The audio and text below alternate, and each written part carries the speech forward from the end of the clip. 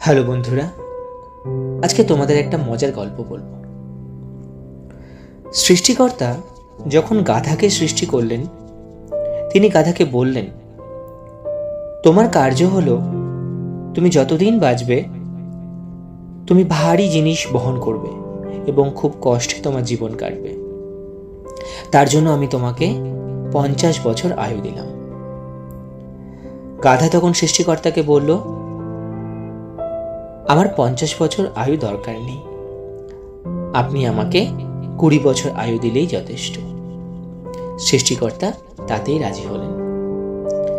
এরপরে সৃষ্টিকর্তা যখন কুকুরকে সৃষ্টি করলেন, তখন কুকুরকে বললেন, তুমি যতদিন বাঁচবে তুমি মানুষের সবথেকে প্রিয় বন্ধু হয়ে থাকবে এবং মানুষেরই দেওয়া এঁঠো খাবার তোমাকে খেতে হবে।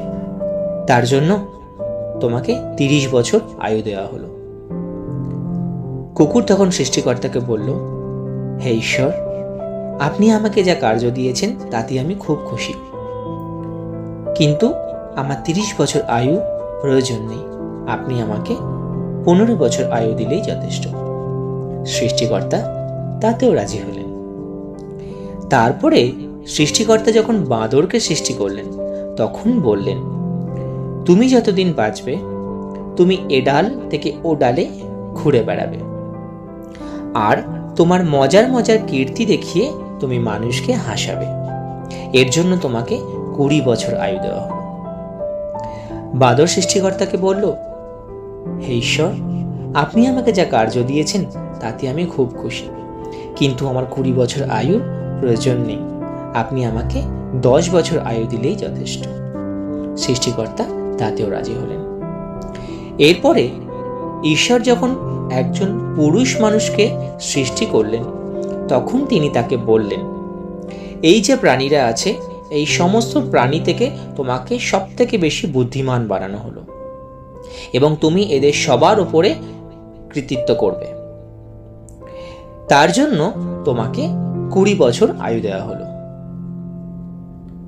তখন সেই পুরুষ মানুষ ঈশ্বরকে বলল, ঈশ্বর, 20 বছর জীবনযাপনের জন্য অনেক কম, আমি আরো বেশি দিন বাঁচতে চাই, আমি আরো বেশি দিন উপভোগ করতে চাই।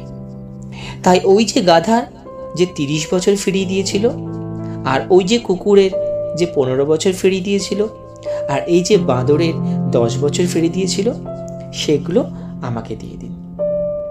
সৃষ্টিকর্তা তাতেই রাজি হলেন। এরপর থেকেই এক পুরুষ মানুষের জীবনে প্রথম 20 বছর সে পুরুষ হিসেবে কাটায়। তারপরে 30 বছর সে গাধার মতো তার সংসারের পেছনে খেটে বেড়ায়। তারপরে 15 বছর সে কুকুরের মতো তার ছেলে ও মেয়ের এবং তার সংসারে যে এঁঠো খাওয়ার তা সে খায়।